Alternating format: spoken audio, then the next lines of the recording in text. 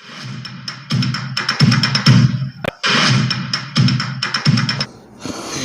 बेटा, कैसे हो आप सब लोग। तो देखिए बेटा, आज की इस वीडियो में हम पढ़ने वाले हैं अणुसंख्यिकी गुणधर्म। देखिए, किसी विलयन के वे गुणधर्म जो विलय की अणुओं की संख्या पर निर्भर करते हों अणुसंख्यिकी गुणधर्म कहलाते हैं, है ना। तो इसकी परिभाषा बन गई, विलयन के वे गुणधर्म जो उसमें उपस्थित विलय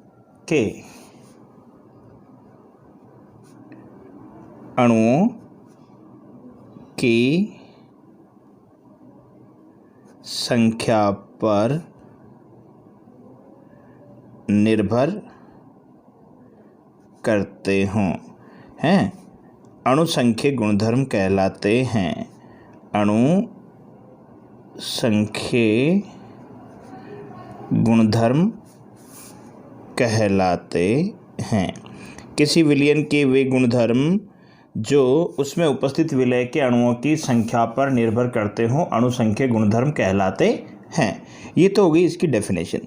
और जो अणुसंख्यिकी गुणधर्म है वो कौन कौन से होते हैं, तो मैं आपको बता दूं, इसमें हम कुल 4 अणुसंख्यिकी गुणधर्म पढ़ने वाले हैं। पहला अणुसंख्यिकी गुणधर्म है वाष्प दाब में आपेक्षिक अवनमन है। वाष्प दाब में आपेक्षिक अवनमन। दूसरा अणुसंख्यिकी गुणधर्म हम इसमें पढ़ेंगे क्वथनांक में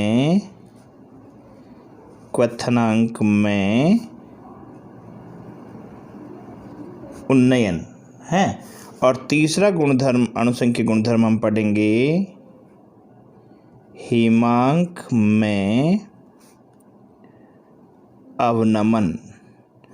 और चौथा अणुसंख्यिकी गुणधर्म हम पढ़ेंगे परासरण दाब हैं। तो इस तरह से हम ये 4 जो है अणुसंख्यिकी गुणधर्म पढ़ेंगे। पहला वाष्प दाब में आपेक्षिक अवनमन, दूसरा क्वथनांक में उन्नयन, तीसरा हिमांक में अवनमन, चौथा परासरण दाब। तो देखिए बेटा, इसमें सबसे पहला अणुसंख्यिकी गुणधर्म हम लेते हैं वाष्प दाब में आपेक्षिक अवनमन। तो सबसे पहला जो अणुसंख्यिकी गुणधर्म हम लेते हैं वो है वाष्प दाब में आपेक्षिक अवनमन। देखिए बेटा, ये अणुसंख्यिकी गुणधर्म हम आपको पढ़ाएं उससे पहले आवश्यक है कि वाष्प दाब क्या होता है इसके बारे में जान लेना आवश्यक है। वाष्प दाब को समझने से पहले मैं आपको एक प्रयोग करके बताता हूँ कि ये मान लीजिए इसमें कोई द्रव है, पानी है मान लीजिए, ये है पानी, या कोई भी वाष्पशील द्रव्य हो सकता है, कोई भी वाष्पशील द्रव हो सकता है। अभी हम इसमें बात करते हैं जल की। तो ये जल क्या होगा, धीरे धीरे वाष्पित होगा, यानी वाष्प में बदलता जाएगा। इस क्रिया को कहते हैं वाष्पन है। तो जल जो है किस में बदलेगा, वाष्प में। इस क्रिया को क्या कहेंगे, वाष्पन। तो ये क्रिया हो गई वाष्पन, ठीक है। जैसे ये वाष्प ऊपर जाएगी, इसको ठंडा वातावरण मिलेगा यहाँ पर, तो ये वापस क्या करेगी, संघनित होकर वापस नीचे की ओर आने लगेगी, यानी कि वापस द्रव में बदलने लगेगी। तो वाष्प से वापस जल में बदलने की जो क्रिया है वो कहलाएगी संघनन, ठीक है। तो जल से वाष्प में यानी वाष्पन, और वाष्प से वापस जल में, इसको कहते हैं संघनन। जब वाष्पन और संघनन दोनों की अभिक्रियाओं का वेग समान हो जाता है तो वो कहलाती है साम्यावस्था। साम्यावस्था में क्या होगा, वाष्पन और संघनन का वेग समान हो जाएगा। इस अवस्था में, इसको बोलते हैं साम्य अवस्था। इस अवस्था में यहाँ जो वाष्प है वो इस पात्र की दीवारों पर तथा द्रव की सतह पर एक दाब उत्पन्न करेगी जिसे वाष्प दाब कहेंगे। इसी दाब को वाष्प दाब कहते हैं। ठीक है, इसे ही वाष्प दाब कहते हैं। अब देखिए, जैसा कि वाष्प दाब में अवनमन हमको पढ़ना है, तो इसके लिए एक और, अभी तक तो मैंने आपको समझाया कि वाष्प दाब होता क्या है। अब जैसे मान लीजिए मैं एक दूसरा प्रयोग आपको करके बताता हूँ कि ये कोई पात्र है, ये कोई पात्र है, ठीक है, और इसमें है शुद्ध जल, शुद्ध जल। एक और दूसरा पात्र है, इसमें भी इतनी ही मात्रा में इसमें भी जल भरा है। दोनों में मान लीजिए 1 लीटर जल है, शुद्ध जल। ठीक है, अब इसमें क्या करेंगे, ये तो है शुद्ध जल, इसमें क्या करेंगे, इस वाले जल में कोई अवाष्पशील विलय जैसे नमक या शक्कर को घोलकर मिला देंगे, तब ये क्या बन जाएगा, विलयन बन जाएगा। तो इस वाले पात्र में हम कोई अवाष्पशील विलय को, अवाष्पशील विलय, ध्यान रखिए मेरी बात का, अवाष्पशील का मतलब जो वाष्प में नहीं बदलता हो। तो अब जैसे ही अवाष्पशील विलय को इसमें घोलेंगे तब ये बन जाएगा विलयन। क्या बन जाएगा, विलयन। और ये है शुद्ध जल, है ना, यानी कि शुद्ध विलायक, शुद्ध विलायक। जब केवल पानी है तो वो शुद्ध विलायक है, और इसमें जब अवाष्पशील विलय को घोलकर कोई विलयन बनाया जाए तो ये बन गया विलयन। अब जरा आप ध्यान दें, दोनों में से अधिक पानी की मात्रा किस में है, शुद्ध विलायक में या विलयन में? तो सीधी सी बात है कि विलयन में पानी की मात्रा या पानी की सांद्रता शुद्ध विलायक की तुलना में कुछ कम होती हैं, क्योंकि इसमें अवाष्पशील विलय भी तो आ गया ना। तो इसमें पानी की मात्रा कम हो गई, इसमें पानी की मात्रा ज़्यादा है। अच्छा, यहाँ पर वाष्पित कौन होगा, नमक या जल? तो सीधा सा आंसर है कि जल तो वाष्पशील है इसलिए वाष्पित होगा, और नमक अवाष्पशील है इसलिए उसकी वाष्प नहीं बनेगी। तो यहाँ जो वाष्प दाब है वो किसकी वजह से लग रहा है, जल की वजह से। और जब शुद्ध विलायक की तुलना में इस विलयन में जल की सांद्रता कम हो गई तो इसका वाष्प दाब भी क्या हो जाएगा, कम हो जाएगा। तो हमेशा ध्यान रखना, जब किसी शुद्ध विलायक में कोई अवाष्पशील विलय को घोलकर विलयन बनाया जाता है तो विलयन का वाष्प दाब शुद्ध विलायक की तुलना में कम हो जाता है। ध्यान से समझिएगा इसको, हैं। जब किसी शुद्ध विलायक में कोई अवाष्पशील विलय को घोलकर विलयन बनाया जाता है तो इस विलयन का वाष्प दाब शुद्ध विलायक के वाष्प दाब की तुलना में कुछ कम हो जाता है। इसे वाष्प दाब में अवनमन कहते हैं, इसे ही वाष्प दाब में अवनमन कहते हैं, है ना। अवनमन का मतलब होता है कम होना, है। तो देखिए इसको हम कैसे शो करेंगे, माना शुद्ध विलायक का वाष्प दाब is equal to P naught. माना शुद्ध विलायक का वाष्प दाब है पी नॉट, ठीक है, इसको मैं यहाँ ले लेता हूँ। माना शुद्ध विलायक का वाष्प दाब है पी नॉट, और जब इसको विलयन बना देंगे तो विलयन का वाष्प दाब वो हो जाएगा आपके P, है। तो अब जैसा कि मैंने अभी आपको बताया था कि शुद्ध विलायक में कोई अवाष्पशील विलय घोलकर विलयन बना दिया जाता है तो इसका वाष्प दाब कम हो जाता है। तो इन दोनों में से ज़्यादा कौन हुआ, P नॉट। तो शुद्ध विलायक का वाष्प दाब ज़्यादा था, विलयन का वाष्प दाब कम हो जाएगा। तो कितना कम हुआ उसको अवनमन कहेंगे। तो इसको हम बोलेंगे कि वाष्प दाब में अवनमन, है। तो वाष्प दाब में अवनमन क्या हो गया, ज़्यादा में से कम को माइनस कर दो, P नॉट माइनस P, है। इसको आप चाहें तो डेल P भी लिख सकते हैं, या डेल्टा पी भी लिख सकते हैं। ये वाष्प दाब में अवनमन है। अब आपेक्षिक अवनमन, वाष्प दाब में आपेक्षिक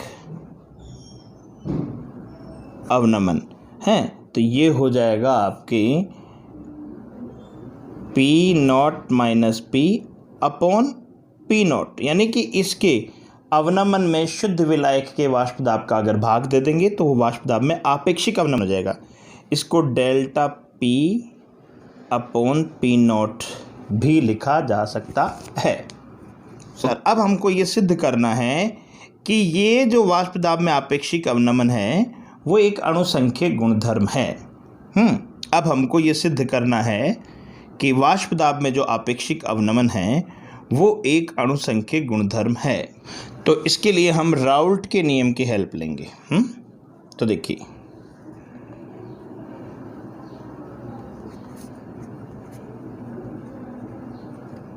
राउल्ट के अनुसार,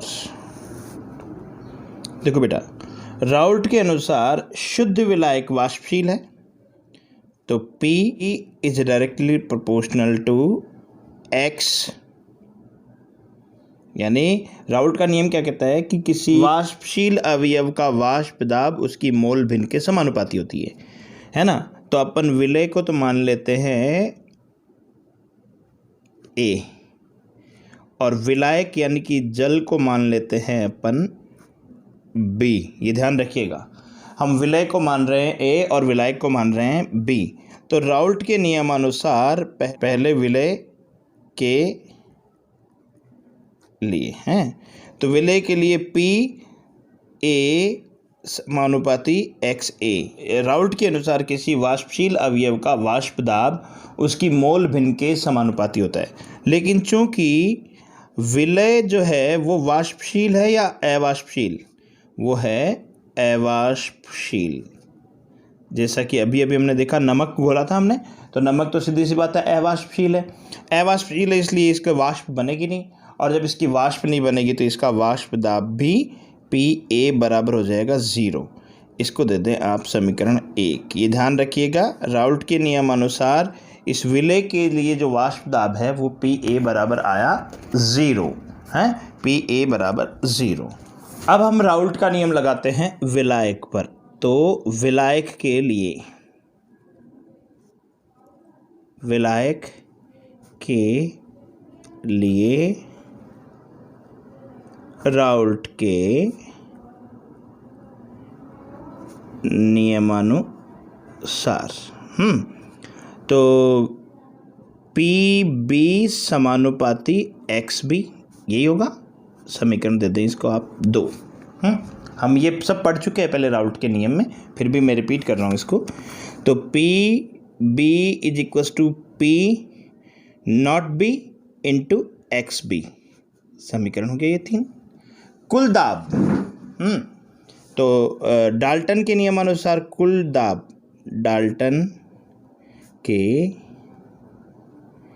नियमानुसार विलयन का कुल दाब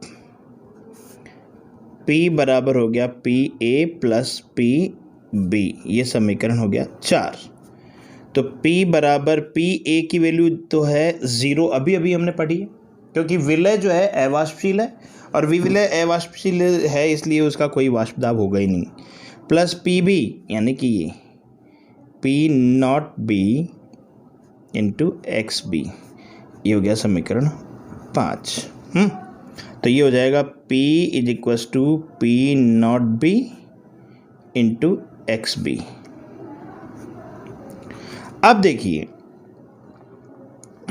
हम जानते हैं चूंकि XA यानी विलय की मोल भिन्न प्लस XB यानी विलायक की मोल भिन्न का योग होता है 1, तो XB इज इक्वल्स टू क्या हो जाएगा 1 माइनस XA हो जाएगा। तो ये मान हम इस समीकरण 5 में रखते हैं, 6 में रखते हैं, समीकरण 6 में रखते हैं। तो P is equals to P not B into 1 minus X A. इसको सॉल्व करते हैं तो P is equals to P not B minus P not B into X A. Okay. अब देखिए यहाँ तक हो गया, इसको दे दें समीकरण 7। अब हम क्या करेंगे, इसको तो इधर ले आएंगे और इसको इधर ले आएंगे, तो ये हो जाएगा P नॉट बी बराबर P not B X B भी है साथ में X A. P not B X A इधर आ गया बराबर P not B P not B X A बराबर P नॉट बी, ये इधर आएगा माइनस समीकरण 8। तो ध्यान दीजिए P नॉट बी जो है जल का वाष्प दाब है, यानी शुद्ध विलायक का वाष्प दाब, और P जो है विलयन का वाष्प दाब। तो वाष्प दाब विलयन का तो कम होता ही है, शुद्ध विलायक का वाष्प दाब ज़्यादा होता है। इसको मैं नीचे लिया हूँ तो ये हो जाएगा P नॉट बी माइनस, इसे मैं नीचे लिया हूँ P not B minus P upon P not B बराबर एक्स ए। ये हो गई इक्वेशन नंबर 9। यानी कि वाष्प दाब में जो आपेक्षिक अवनमन है, वाष्प दाब में आपेक्षिक अवनमन ही तो है ये, शुद्ध विलायक का वाष्प दाब माइनस विलयन का वाष्प दाब बटे शुद्ध विलायक का वाष्प दाब, जो अभी हमने पढ़ा। ये वाष्प दाब में आपेक्षिक अवनमन किसके बराबर है, एक्स ए, यानी कि विलय की मॉल भिन्न के बराबर होता है। लेकिन हम ये भी जानते हैं बिकॉज ऑफ एक्स ए विलय की मोल भिन्न बराबर विलय की मोल संख्या बटे विलयन की कुल मोल संख्या। तो हम विलय की मोल संख्या को, अगर विलय की मोल संख्या को विलायक की मोल संख्या की तुलना में बहुत कम मान लेते हैं, नेग्लिजिबल, तब Na प्लस Nb क्या हो जाएगा, Nb के इक्वल ही हो जाएगा। तब हम लिख सकते हैं XA बराबर Na अपॉन Nb। ये हो गया इक्वेशन नंबर 10। और देखिए विलय की मोल भिन्न क्या होती है, मोल संख्या क्या होती है। विलय के लिए मैं स्मॉल लेटर यूज़ करूँगा और विलायक के लिए मैं कैपिटल लेटर यूज़ करूँगा। तो देखिए मोल बराबर क्या होता है, ग्राम में भार बटे अणुभार, तो यानी स्मॉल एल विलय का ग्राम में भार बटे विलय का अणुभार, और Nb जो है वो विलायक का ग्राम में भार बटे विलायक का अणुभार। इन दोनों का मान इसमें रख देंगे हम, इस वाले फॉर्म इसमें, सॉरी, है ना। तो ये हो जाएगा XA is equals to small w upon small m into capital M upon capital W, ऐसे लिख सकते हैं। ठीक है, ये हो गया इक्वेशन नंबर 11। अब देखिए इस इक्वेशन 11 का मान हम इक्वेशन नंबर 9 में अगर रख दें तो डेल्टा P यानी वाष्प दाब में आपेक्षिक अवनमन अपॉन P नॉट B यानी विलायक का वाष्प दाब में आपेक्षिक अवनमन बराबर हो जाएगा small w upon small m into capital M upon capital W। Equation number ये हो गया 12। तो इस इक्वेशन से आप देख सकते हैं कि विलय का यानी वाष्प दाब में आपेक्षिक अवनमन विलय की मोल भिन्न के समानुपाती है ना। तो विलय की मोल भिन्न ये होगी, तो इसलिए ये एक अणुसंख्यिकी गुणधर्म है। और ये जो सूत्र है 12, इसको आप न्यूमेरिकल में यूज़ करेंगे। इस पे किस तरह के क्वेश्चन बनते हैं, किस तरह के न्यूमेरिकल बनते हैं, मैं अभी आपको बताता हूँ। तो लीजिए अब वाष्प दाब में आपेक्षिक अवनमन पर किस तरह से न्यूमेरिकल बनता है वो मैं आपको बताने जा रहा हूँ। ठीक है, तो देखिए बेटा वाष्प दाब पर किस प्रकार न्यूमेरिकल बनता है। देखिए एक न्यूमेरिकल है ये कि किसी ताप पर बेंजीन का वाष्प दाब 0.850 बार है और 0.5 ग्राम अवाष्पशील विलय को 39 ग्राम बेंजीन में घोला गया है, तो प्राप्त विलयन का वाष्प दाब 0.845 बार है। तो विलय का मोलर द्रव्यमान ज्ञात कीजिए, जबकि बेंजीन का मोलर द्रव्यमान 78 ग्राम पर मोल है। तो बेटा देखिए इसको क्वेश्चन को समझने से पहले आप ये देखिए कि क्या क्या दिया हुआ है। गिवन क्वांटिटीज कौन कौन सी हैं, है ना। किसी भी न्यूमेरिकल को हल करने से पहले आप अच्छे से उसको समझिए और देखिए कि प्रश्न में क्या क्या राशियां दी हुई हैं। तो देखिए सबसे पहले इसमें विलय तो कौन है, विलय का भार, यानी कि स्मॉल w। अभी अभी हमने देखा कि विलय को हमने स्मॉल लेटर में लिखा है, तो अवाष्पशील विलय को कितना 0.5 ग्राम अवाष्पशील विलय को, यानी कि इसका ग्राम में भार हो गया 0.5 ग्राम। इसी तरह से विलायक का भार, विलायक का भार यानी कैपिटल W। विलायक कौन है, बेंजीन इसमें विलायक है, क्योंकि बेंजीन में घोल रहे हैं और बेंजीन में घोल रहे हैं तो कितनी बेंजीन में घोल रहे हैं, 39 ग्राम बेंजीन में घोला गया, तो ये हो गया 39 ग्राम। दूसरा, अब विलायक का वाष्प दाब है, विलायक का वाष्प दाब यानी कि P0, ठीक है, यानी शुद्ध विलायक का वाष्प दाब है ये P0। ये कितना है दे रखा है, ये रहा 0.850 बार, है ना। तो ये हो जाएगा 0.850 बार। और जब विलयन हो जाएगा तो विलयन का वाष्प दाब कितना हो गया, देखिए तो प्राप्त विलयन का वाष्प दाब ये हो गया, विलयन का वाष्प दाब P बराबर कितना हो गया, ये हो जाएगा आपका 0.845 बार। देखिए इसका शुद्ध विलायक से विलयन का वाष्प दाब कम हो गया, देखो जी इसमें 0.850 है, इसमें 0.845 है। अच्छा, और क्या दे रखा है, विलय का अणुभार यानी ये आपको ज्ञात करना है, और विलायक का अणुभार कैपिटल M, यानी बेंजीन का अणुभार वो दे रखा है 78। अब फॉर्मूला क्या है, P0 minus P upon P0 is equals to, अभी अभी हमने बनाया था ये formula, small w upon small m into capital M upon capital W।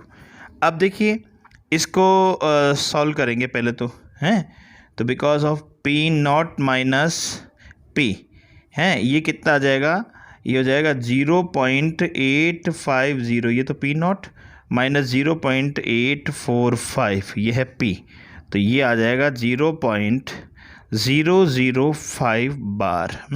तो इसकी जगह हम रख देंगे 0.005 बार।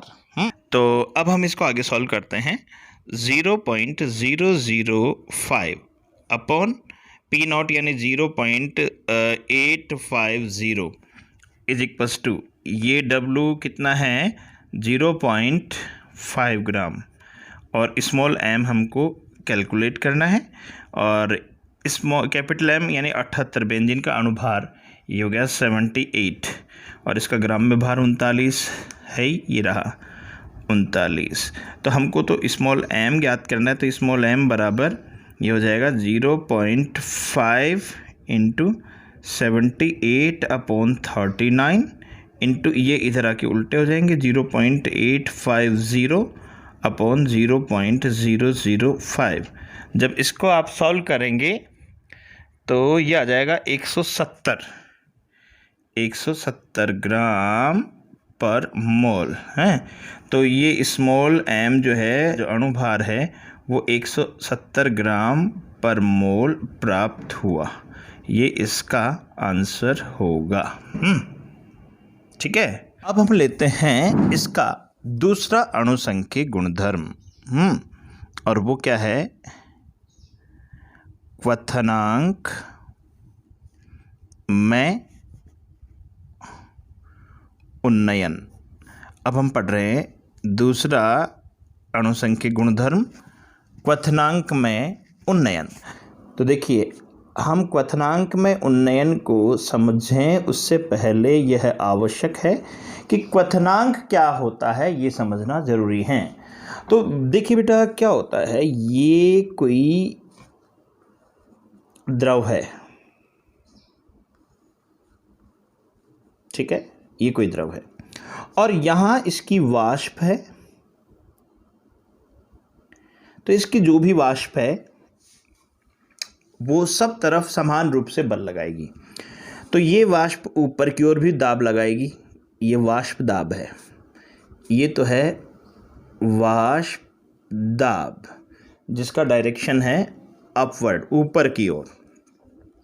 इसी प्रकार ऊपर से नीचे की ओर जो लग रहा है वायु के द्वारा जो दाब है वो है वायु दाब, वो है वायु दाब। ठीक है, समझ में आई? अब देखिए, अगर मान लीजिए वायु दाब ज़्यादा हुआ वाष्प दाब से, तो ये वायु दाब इस वाष्प को बाहर नहीं जाने देगा। ऐसी परिस्थिति में ये जल उबलेगा नहीं। ठीक है, लेकिन अब हमें इसको उबालना है तो क्या करेंगे, हम इसको गर्म करेंगे। जब हम इसको गर्म करेंगे तो इसकी जल की मात्रा ज़्यादा वाष्प बनाएगी। जब वाष्प की मात्रा बढ़ेगी तो वाष्प दाब बढ़ेगा, और जैसे जैसे जैसे जैसे ये वाष्प बढ़ता जाएगा बढ़ता जाएगा बढ़ता जाएगा, एक स्थिति ऐसी आएगी कि ये वाष्प दाब इस वायु दाब से ज़्यादा हो जाएगा। तब ये द्रव उबलकर वाष्प के रूप में बाहर जाने लगेगा। इस ताप पर, यानी वह ताप जिस पर ये वाष्प दाब वायुमंडलीय दाब से ज़्यादा हो गया, क्रॉस कर गया इसको, उस ताप को कहते हैं क्वथनांक।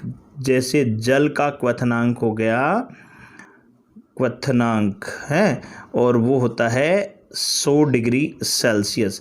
यानी 100 डिग्री सेल्सियस अगर गर्म करेंगे जल को, तो ये है इसका जो वाष्प दाब है वायुमंडलीय दाब के बराबर हो जाएगा, और इसके बाद फिर ये उबलना प्रारंभ कर देगा। ठीक है, तो इसको तो कहते हैं क्वथनांक। अब इसे मैं एक प्रैक्टिकली करके बताता हूँ। अभी मान लीजिए जल का वाष्प दाब है, वो जल का क्वथनांक है 100 डिग्री सेल्सियस। अब इसमें मैं कोई अवाष्पशील विलय को घोलकर विलयन बना दिया मैंने। अब इसका पहले शुद्ध जल था, अब ये क्या है, विलयन। ठीक है, जब इसको मैं विलयन बना दूंगा तो इसमें जल की मात्रा, जल की सांद्रता पहले की अपेक्षा कम हुई या ज़्यादा? सीधी सी बात है, कम होगी। तो जब जल की सांद्रता कम हो गई तो वाष्प दाब कम हो गई। वाष्प दाब कम हो गई तो अब इस वायु दाब को क्रॉस करने के लिए ज़्यादा वाष्प बनानी पड़ेगी। ज़्यादा वाष्प बनानी पड़ेगी तो सीधी सी बात है, इसको ज़्यादा गर्म करना पड़ेगा, यानी कि इसका क्वथनांक बढ़ जाएगा। इस क्वथनांक के बढ़ने को ही उन्नयन कहते हैं। तो शुद्ध विलायक की तुलना में विलयन का क्वथनांक सदैव ज़्यादा होता है, बढ़ जाता है। इसे कहते हैं क्वथनांक में उन्नयन। ठीक है, अब इसे समझाने के लिए देखिए, माना शुद्ध विलायक का क्वथनांक is equals to T0 suppose, और जब इसमें अवाष्पशील विलय को घोलकर विलयन बनाएंगे, माना विलयन का क्वथनांक ये मान लीजिए आप T। तो जैसा कि मैंने अभी अभी बताया था कि इसमें वाष्प दाब का उल्टा होता है, पहले भी हम पढ़ चुके हैं कि वाष्प दाब क्वथनांक का उल्टा होता है।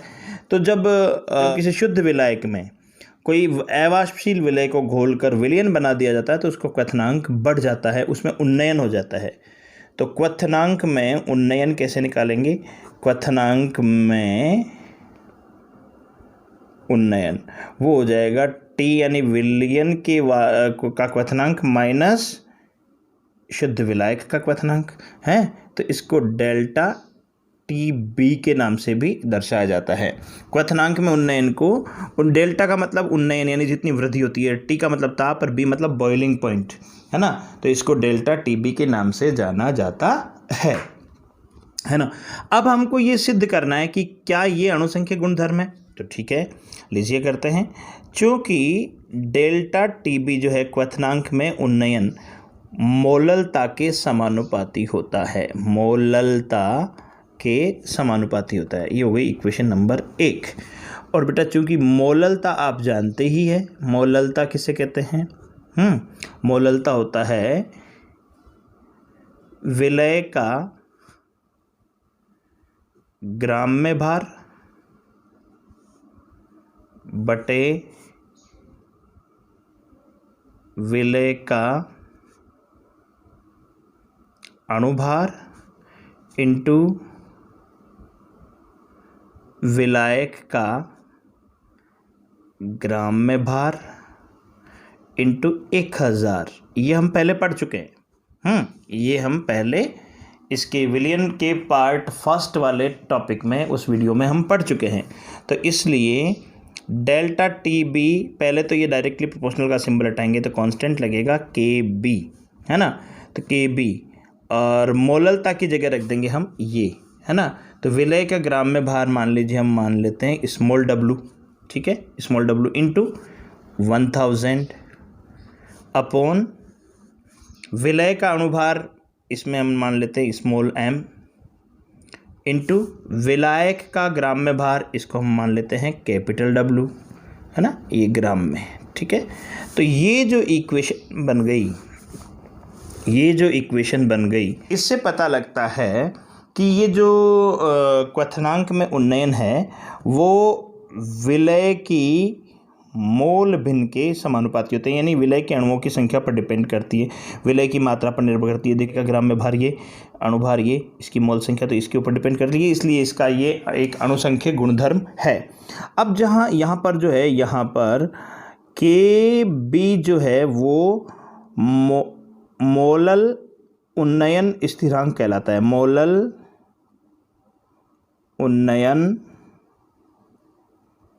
स्थिरांक कहलाता है। और ये बहुत ही इम्पोर्टेंट है, इसकी परिभाषा एग्ज़ाम में पूछी जाती हैं। तो के बी यानी कि मोलल उन्नयन स्थिरांक किसे कहते हैं, इसको परिभाषित कीजिए, ऐसा पूछ लिया जाता है। देखिए, चूँकि अभी अभी हमने देखा कि डेल टी बी समानुपाती मोललता, तो del T B is equals to K B into मोललता, ठीक है। तो हमको तो के बी निकालना है। तो के बी बराबर क्या हो जाएगा, के बी बराबर डेल्टा टी बी अपॉन मोललता, ठीक है। अगर मान लीजिए मोललता का मान हम 1 मान लें, यदि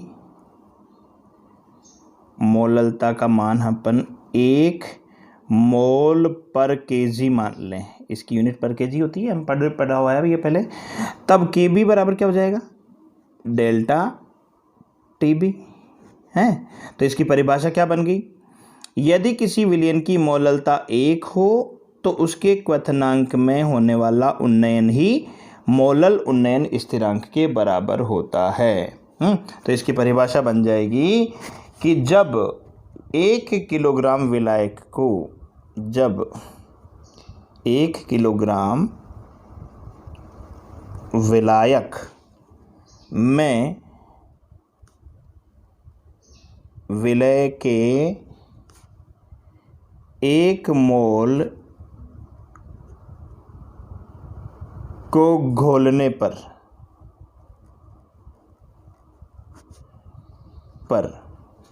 क्वथनांक में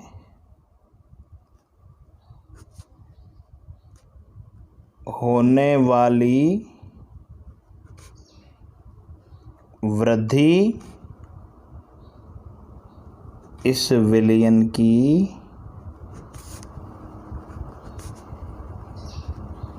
मोलल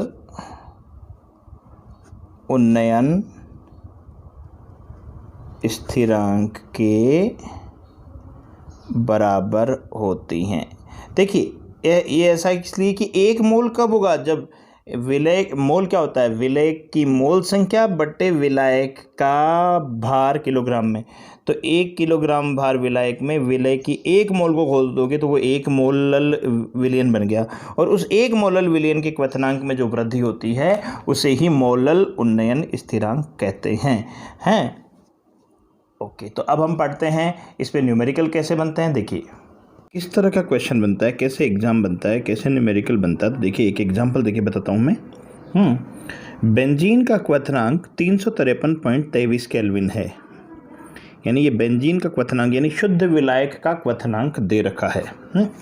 शुद्ध विलायक का क्वथनांक दे रखा है। एक अवाष्पशील विलय के 1.80 ग्राम को 90 ग्राम, 1.80 ग्राम विलय का 180 ग्राम यानी कि ये स्मॉल डब्लू दे रखा है, को 90 ग्राम बेंजीन में यानी कि ये कैपिटल डब्लू दे रखा है। घोलने पर विलयन का क्वथनांक, ये विलयन का क्वथनांक हो गया टोटल टी हो जाता है। तो विलय के अणुभार की गणना कीजिए, यानी कि स्मॉल एम पूछा है और के भी दे रखा है। तो सबसे पहले तो देखिए जो गिवन क्वांटिटीज़ है उनको यहाँ पर नोट कर लीजिए। गिवन सबसे पहले दे रखा है विलय का ग्राम में भार, यानी स्मॉल डब्लू दे रखा है विलय का ग्राम में भार 180 डिग्री, कैपिटल डब्लू दे रखा है विलायक का ग्राम में भार 90 ग्राम, और बेंजीन का क्वथनांक यानी कि शुद्ध विलायक का क्वथनांक यानी टी नॉट ये दे रखा है 353.23 केल्विन है, और विलयन का क्वथनांक यानी टी दे रखा है 354.11 केल्विन, ठीक है। और के बी दे रखा है, के बी यानी मोलल उन्नयन स्थिरांक 2.53 केल्विन किलोग्राम पर मोल, ठीक है। हमारे पास फॉर्मूला है delta T B is equal to K B into small डब्ल्यू into 1000 upon small m into capital W, ये है इक्वेशन। तो पहले आप डेल्टा टी बी निकाल लें। तो डेल्टा टी बी जो है वो था हमारे पास विलयन का क्वथनांक माइनस शुद्ध विलायक का क्वथनांक, शुद्ध विलायक का क्वथनांक। विलयन का क्वथनांक कितना आ रहा है 354.11 माइनस विलायक का क्वथनांक कितना है 353.23। तो इसको जब आप सॉल्व करेंगे तो ये आ जाएगा 0.88 केल्विन, ठीक है, 0.88 केल्विन। अब देखिए हमको अणुभार ये स्मॉल एम ज्ञात करना है, तो स्मॉल एम को इधर ले लेंगे और डेल टी बी को इधर ले आएंगे। तो स्मॉल एम बराबर के बी स्मॉल डब्लू into 1000 upon delta T B into capital W, और इनकी वैल्यू पुट कीजिए।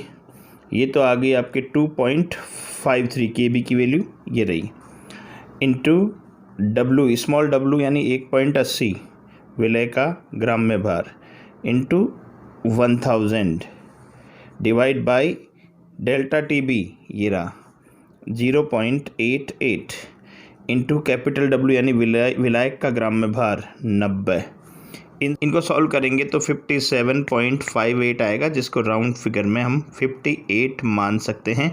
तो विलय का जो अणुभार है, विलय का अणुभार वो 58 प्राप्त हुआ। ये हो गया आपका क्वेश्चन। अब इसके अलावा इस पे और इस तरह से डेली लाइफ में जो काम में आने वाली डेली लाइफ में इस कंसेप्ट का कहाँ यूज़ होता है, तो ऐसे कई क्वेश्चन भी आते हैं। जैसे गर्मियों के दिनों में कार के रेडिएटर में एथिलीन ग्लाइकोल क्यों डालते हैं, है ना, क्योंकि गर्मियों के दिनों में कार के रेडिएटर में एथिलीन ग्लाइकोल डालने पर उसका जो क्वथनांक है वो बढ़ जाता है, इसलिए आसानी से पानी उबलता नहीं है। और इसी तरह से प्रेशर कुकर में सब्जी जल्दी पक जाती है क्यों, है ना। इस प्रकार के क्वेश्चंस जो हैं वो इसी कंसेप्ट पर आधारित हैं। अब हम पढ़ते हैं नेक्स्ट और थर्ड जो अणुसंख्य गुणधर्म है, हिमांक में अवनमन। तो हिमांक में अवनमन को समझने से पहले हमें समझना है कि हिमांक क्या होता है। देखिए इसे भी मैं आपको एक प्रयोग से समझाता हूँ। देखिए बेटा, हिमांक के सबसे पहली बात तो हिमांक वह ताप जिस पर कोई द्रव जमने लगे उसे कहते हैं हिमांक, है ना। वह ताप जिस पर कोई द्रव जमने लगे यानी उस द्रव से ठोस अवस्था में परिवर्तित होने लगे उस ताप को कहते हैं हिमांक। जैसे जल का हिमांक होता है 0 डिग्री सेल्सियस, 0 डिग्री सेल्सियस। इस ताप पर जो है बर्फ, इस ताप पर जो जल है वो बर्फ में परिवर्तित हो जाती हैं। अब कल्पना कीजिए कि इस पानी में हमने, ये तो है शुद्ध विलायक, ये तो है अभी शुद्ध विलायक हैं। तो लेकिन जब इसमें कोई अवाष्पशील विलय हम घोल देते हैं, और जब इसमें अवाष्पशील विलय जैसे NaCl घोल दिया या नमक या चीनी का घोल चीनी को इसमें घोल दिया, तो ये बन गया विलयन है। तो क्वथनांक में तो हमने पिछली बार क्या पढ़ा था, पिछले टॉपिक में हमने क्या पढ़ा था कि शुद्ध जल में अगर कोई अवाष्पशील विलय घोल देते हैं, विलयन बना देते हैं, तो इसके क्वथनांक में वृद्धि हो जाती है। हीमांक में इसका उल्टा होता है। शुद्ध जल में जब कोई अवाष्पशील विलय घोलकर विलयन बना दिया जाता है तो इसके हीमांक में कमी हो जाती है, यानी इसका हीमांक कम हो जाता है। इसको बोलते हैं हीमांक में अवनमन। इसे हम इस प्रकार से समझ सकते हैं कि माना शुद्ध विलायक का हीमांक है T। मान लीजिए शुद्ध विलायक का हीमांक है T, है ना। इसी प्रकार विलयन का हीमांक जो है इससे थोड़ा कम हो जाएगा और उसको अपन TF से नोट करते हैं। तो विलयन का हीमांक हो जाएगा TF। तो हीमांक जो है कम हो रहा है, इसका मतलब अवनमन हो रहा है। तो ज़्यादा में से कम को हम घटा देंगे तो हीमांक में अवनमन आ जाएगा। तो हीमांक में अवनमन बराबर T minus TF is equal to delta TF। जहाँ डेल्टा तो शो कर रहा है कितना कम हो रहा है, वो T टेम्परेचर, F यानी फ्रीजिंग पॉइंट, तो इसको डेल्टा TF से दिखाते हैं। अब देखिए हमको ये प्रूव करना है कि ये जो डेल्टा TF है, हीमांक में अवनमन है, वो एक अणुसंख्यक गुणधर्म है। तो इसके लिए देखिए, चूँकि डेल्टा TF समानुपाती होता है मोललता, जब समानुपाती का चिन्ह हटाते हैं तो आता है डेल्टा TF बराबर KF, एक कांस्टेंट लगेगा जिसे मोलल अवनमन कांस्टेंट कहते हैं। तो यहाँ KF जो है मोलल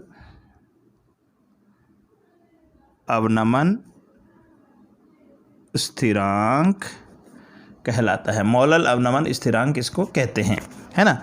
तो देखिए अब इसकी डेफिनेशन अगर पूछ लें तो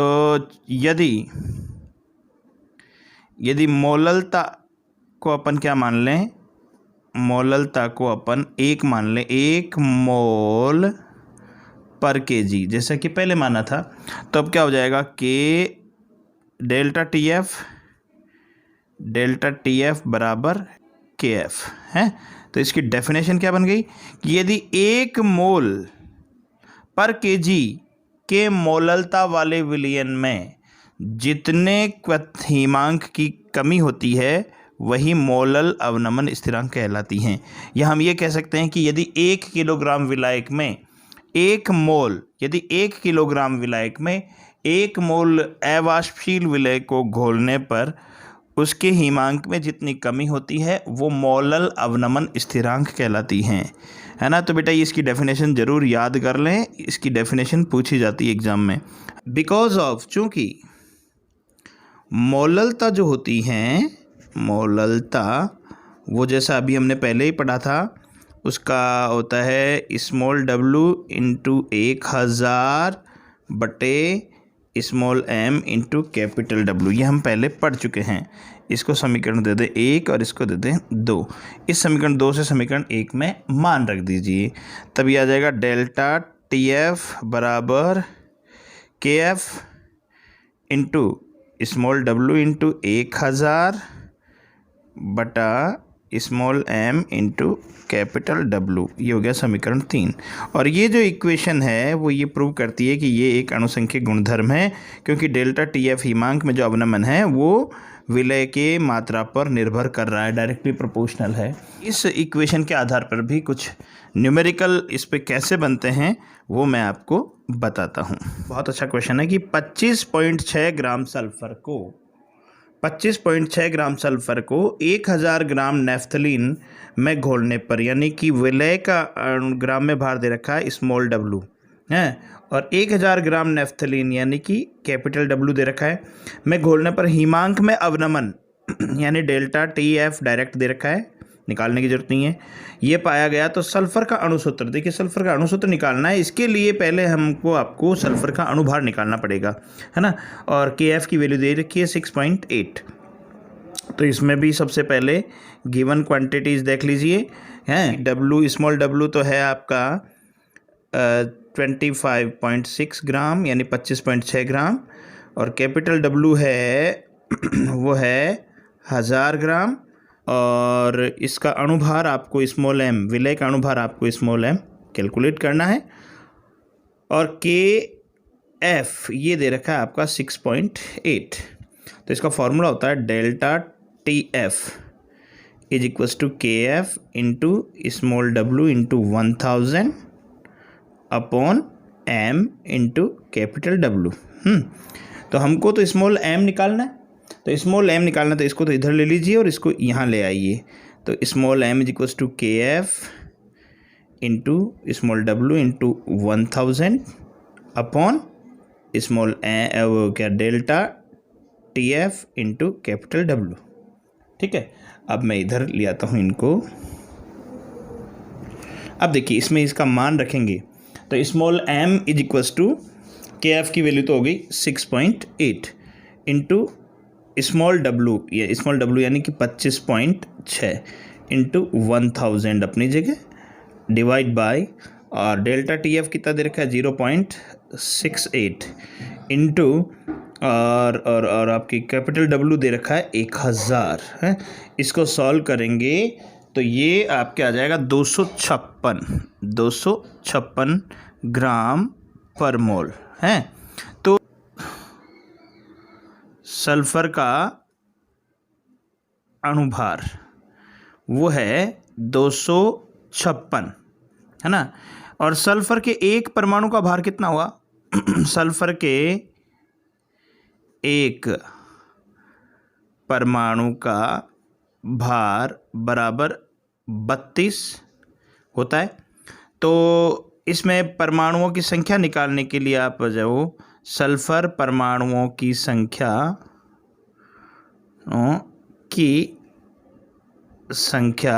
बराबर हो जाएगा 256/32 यानी कि 8। तो सल्फर के एक अणु में सल्फर के 8 परमाणु होते हैं, तो इसका अणु सूत्र हो जाएगा S8। अब हम पढ़ते हैं चौथा अणुसंख्यक गुणधर्म परासरण दाब। बेटा चौथा अणुसंख्यक गुणधर्म जो है परासरण दाब, सभी परासरण दाबों में बहुत इम्पोर्टेंट और इंटरेस्टिंग भी है। देखिए परासरण दाब को हम बाद में समझेंगे, पहले इससे संबंधित कुछ परिभाषाएं हैं वो देखेंगे। वो है विसरण, निसरण और परासरण। देखिए विसरण तो क्या होता है, देखिए जब कोई पदार्थ उच्च सांद्रता से निम्न सांद्रता की ओर अपने आप गति करता है, जैसे मान लीजिए सपोज हमने यहाँ अगरबत्ती जलाई, ठीक है, तो इस अगरबत्ती की जो खुशबू की सांद्रता यहाँ ज़्यादा है, धीरे धीरे ये ऑटोमेटिक उस और फैलती जाएगी जिधर सांद्रता कम हो है। तो ये जो इसका फैलना किसी झिल्ली के द्वारा ही है ना। तो कहने का मतलब बिना किसी अर्धपारगम्य झिल्ली के किसी पदार्थ का, गैस, द्रव का या ठोस का उच्च सांद्रता से निम्न सांद्रता की ओर फैलना विसरण कहलाता है। इसमें किसी प्रकार की कोई अर्धपारगम्य झिल्ली नहीं होती, ठीक है। दूसरा होता है निसरण। किसी गैस का, जैसे मान लीजिए ये कोई गुब्बारा है, ये गुब्बारा है, इसमें हवा भरी हुई है, ठीक है, और अगर मान लीजिए इसमें एक छोटा सा छिद्र हो गया तो ये हवा इसमें से बाहर निकलने लगेगी हैं। तो किसी सूक्ष्म छिद्र द्वारा किसी गैस का बाहर निकलना, ये क्या कहलाता है, निसरण। ये होता है निसरण। तो विसरण हो गया, निसरण हो गया। अब बचता है परासरण। परासरण और विसरण लगभग एक जैसे हैं, बस परासरण में बीच में अर्धपारगम्य झिल्ली होती है। देखिए इससे मैं परासरण को उदाहरण देकर समझाता हूँ, एक प्रयोग करके बताता हूँ। ये कोई अर्धपारगम्य झिल्ली है, इसके अंदर अर्धपारगम्य झिल्ली जिसमें से केवल विलायक के अणु आ जा सकते हैं, यानी कि जल के अणु आ जा सकते हैं, विलय के अणु आर पार नहीं जा सकते। तो इधर तो ले लिया मैंने एक सांद्र विलयन, किसी भी पदार्थ का, किसी भी विलय का कोई सांद्र विलयन ले लिया मैंने, ये है सांद्र विलयन, ठीक है। और इधर ले लिया मैंने तनु विलयन है, तनु विलयन, तनु में ये है तनु विलयन और ये है सांद्र विलयन। आप अच्छे से जानते हैं कि इन दोनों में से पानी की सांद्रता किस में ज़्यादा है? तनु में। पानी की सांद्रता, पानी की मात्रा इसमें ज़्यादा है, इसमें कम है। विलय की मात्रा इसमें ज़्यादा है, इसमें कम है। तो पानी जो है, इस अर्धपारगम्य झिल्ली में से केवल पानी ही आ जा सकता है। तो पानी किधर से किधर को आएगा? तनु विलयन से सांद्र विलयन की ओर, है ना। तो यानी कि पानी की सांद्रता उच्च सांद्रता से निम्न सांद्रता की ओर आ रहा है ना। तो जब किसी अर्धपारगम्य झिल्ली में से विलायक के अणु तनु विलयन से सांद्र विलयन की ओर आते हैं तो इस प्रक्रिया को कहते हैं परासरण। इस प्रक्रिया को कहते हैं परासरण। जैसे मान लीजिए ये कोई पात्र है इस तरह से, ठीक है, और ये अर्धपारगम्य झिल्ली से सेपरेट है। इधर मैंने भरा, जैसे अभी पहले हमने पढ़ा था वैसे ही सांद्र विलयन, है ना। ये सांद्र विलयन, सांद्र विलयन, और इधर ले लेता हूं मैं तनु विलयन, तनु विलयन। तो जैसा मैंने अभी थोड़ी देर पहले बताया कि जब विलायक के अणु यानी जल के अणु तनु विलयन से सांद्र विलयन की ओर किसी अर्धपारगम्य झिल्ली में से जाते हैं तो इस क्रिया को कहते हैं परासरण। तो जल की दिशा होगी ये, जल इधर से इधर की ओर जाएगा, तो ये परासरण हो रहा है। इस परासरण के कारण इस जो द्रव का लेवल ऊपर उठेगा या नीचे गिरेगा? सीधी सी बात है, ऊपर उठेगा, है ना। ये ऊपर उठ रहा है, तो इसको रोकने के लिए जो ऊपर से दाब लग रहा है इसको बोलते हैं परासरण दाब। इस यानी वह बाहरी दाब जो परासरण की क्रिया को रोक दे। देखिए, अगर मान लीजिए मैं यहाँ एक पिस्टन लगा दूँ, ये मैंने लगा दिया पिस्टन, ठीक है। इस पिस्टन के दबाव से बाहर से अंदर की ओर एक दाब डालेंगे अपन, दाब, परासरण दाब को पाई से व्यक्त करते हैं। तो ये जब परासरण दाब लगाएंगे तो ये परासरण की क्रिया रुक जाए, इस दाब को परासरण दाब कहते हैं। तो सबसे पहले तो परासरण की परिभाषा और इसके कारण जो दाब लगता है वो क्या होता है। तो देखिए, जब किसी अर्धपारगम्य झिल्ली में से विलायक के अणु तनु विलयन से सांद्र विलयन की ओर गतिशील होते हैं तो इस प्रक्रिया को परासरण कहते हैं। इस अर्धपारगम्य झिल्ली से विलायक के अणु तनु विलयन से सांद्र विलयन की ओर गति करते हैं तो ये क्रिया परासरण कहलाती है। और बाहरी जो दाब लगाएंगे जो इस परासरण की क्रिया को रोक दे उसे कहते हैं परासरण दाब। और परासरण दाब को किससे व्यक्त किया जाता है? पाई से। एक टर्म है प्रतिलोम परासरण, प्रतिलोम परासरण। तो देखिए बेटा, ये प्रतिलोम परासरण क्या होता है? जैसे जैसे मैंने अभी आपको बताया था कि बाहरी जो दाब लगाया जाता है जो इस परासरण को रोक दे, जब बाहरी दाब इस परासरण दाब से अगर ज़्यादा हो गया तो ये परासरण विपरीत दिशा में होने लगेगा। यानी इधर से अगर ये पिस्टन को और नीचे दबा दें तो ये जल जो है सांद्र विलयन से तनु विलयन की ओर आने लगेगा, विलायक सांद्र विलयन से तनु विलयन की ओर आने लगेगा। इसको कहते हैं प्रतिलोम परासरण, है ना। तो इसकी परिभाषा क्या बन गई? जब बाहरी दाब को परासरण दाब से अधिक कर दिया जाता है तो परासरण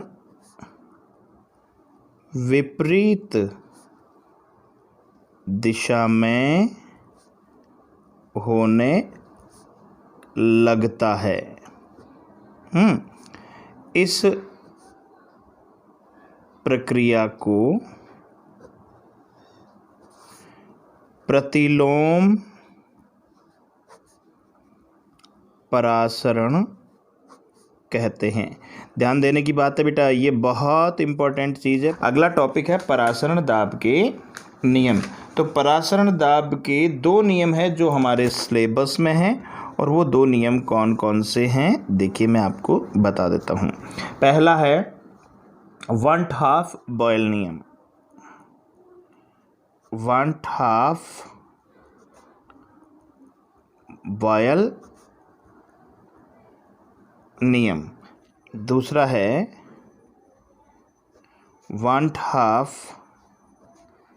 दाब नियम। सबसे पहले मैं आपको समझाता हूँ 1/2 बॉयल नियम ये क्या होता है। देखिए कि किसी विलयन का परासरण दाब जो पाई है वो उसकी सांद्रता के समानुपाती होता है ना। इस नियम के अनुसार किसी विलयन का परासरण दाब पाई उसकी सांद्रता C के समानुपाती होता है। कि C जो है तनुता, सांद्रता जो है तनुता के व्युत्क्रमानुपाती होती है, ये तनुता, तो हो जाएगा पाई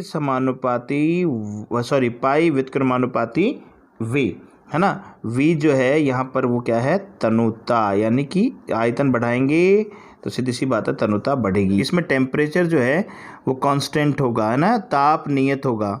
तो नियत ताप पर किसी विलयन का परासरण दाब उसकी सांद्रता के समानुपाती होती है, या नियत ताप पर किसी विलयन का परासरण दाब उसकी तनुता के व्युत्क्रमानुपाती होता है। ये तो है 1/2 बॉयल का नियम। दूसरा है 1/2 दाब नियम। देखिए ये नियम क्या कहता है, नियत सांद्रता और दाब पर किसी विलयन का परासरण दाब उसके ताप के समानुपाती होता है। इसमें देखिए किसी विलयन का परासरण दाब उसके ताप के समानुपाती होता है। तो ये हो गया समीकरण आपके 2, ये हो गया समीकरण 1, है ना। तो अगर इन दोनों नियमों को मिला दें, दोनों नियमों को मिलाने पर है, यदि इन दोनों नियमों को मिला दें तो हो जाएगा पाई समानुपाती T/V, हैं। और समानुपाती का जब चिन्ह हटाएंगे तो पाई = R, यह समानुपाती स्थिरांक है, T/V, है ना। ये हो गया समीकरण 3। एंड बिकॉज ऑफ 1/V होता है C, तो पाई होता है CRT, है ना। ये हो गया समीकरण नंबर 4। तो ये होता है परासरण दाब। विलय के अणु अगर N मोल हो तब ये हो जाएगा पाई V = nRT, है ना। ये हो जाएगा समीकरण 6। यहाँ R जो है एक रेडबर्ग कांस्टेंट है जिसका मान 0.0821 लीटर एटमॉस्फेयर पर मोल पर केल्विन, लीटर एटमॉस्फेयर पर मोल पर केल्विन होता है।